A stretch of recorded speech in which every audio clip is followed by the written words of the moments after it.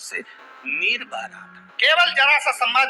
शास्त्र कहता है घर के रसोई घर में जिस बाटकी से आप रोटी पर घी लगाते हो उसकी बाटकी में भले आधा चम्मच घी पड़ा पर पड़े रहना चाहिए। क्यों? वो लक्ष्मी को घटने नहीं देता। जिस दिन बाटकी मंज जाए, साफ हो जाए, उसी दिन उसको धोकर पोंछ कर वापस भर देना चाहिए। अगर बाटकी गंदी हो गई तो आप धो पोछो, मना नहीं है, पर उसको धोने पोछने से पहले एक कटोरी में घी भर दो, चम्मच रख दो। पर रसोई घर में बाटकी में घी होना चाहिए और उसमें आप डालते रहो और लगाते रहो, रोटी में चलेगा, पर बाटकी का घी समाप्त नहीं होना चाहिए, कुल्हड़ का घी समाप्त नहीं होना चाहिए। वो बरकत है, वो भंडार है, वो संपदा है।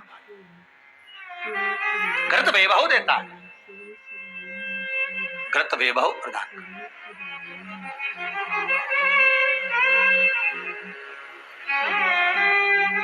घृत वैभवता देता है। कितना सुंदर कहा है।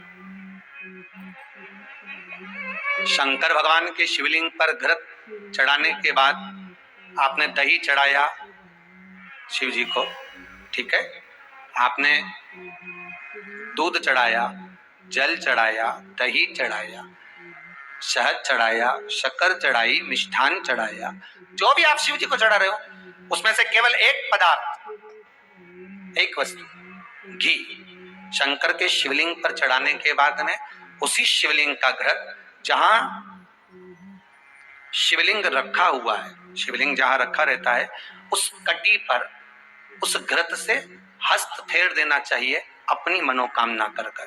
जो अभिषेक आपने किया है वो अभिषेक का फल भगवान भोलेनाथ कुछ ही दिन में प्रदान कर देते हैं। मात्र उंगली फेर देने पर।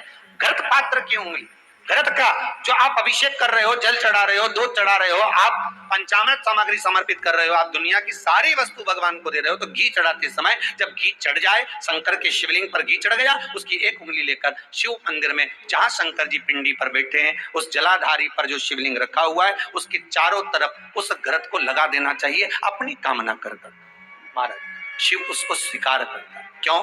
शंकर और पार्वती के मिलन स्थल माता पार्वती की गोद में भगवान शंकर का जो शिवलिंग स्वरूप विराजमान है, हस्त कमल के अंतर्गत जो भगवान विराजमान है, उसका फल चोगना मिल जाए। शक्तिपीठ नाम सुना है? अरे बोलो तो, जितने लोग कथा सुन रहे, शक्तिपीठ नाम सुना है? शक्तिपीठ का मतलब क्या होता है? जहां पर माता सती के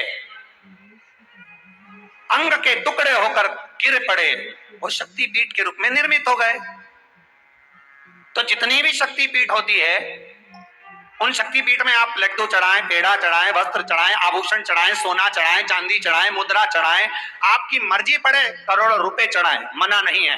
पर शक्तिपीठ का दर्शन करने जब जाएं तो कम से कम थोड़ा साथ में गाय का घृत, असली घी साथ में लेकर अवश्य जाए। क्यों? शक्तिपीठ पर भी घी समर्पित करने से मनोकामना पूर्ण हो जाती है। आप आएंगे शक्तिपीठ का दर्शन करके और मनोकामना पूर्ण होना है। मात्र शक्तिपीठ। आप चढ़ाए वस्तु ढेर चढ़ाए, आप सोना चांदी अंबारियों में धन दौलत सब चढ़ाए, पर साथ में आप चुनरी चढ़ा रहे हैं, साड़ी चढ़ा रहे हैं, घृत भी दीजिए, घृत भी प्रदान।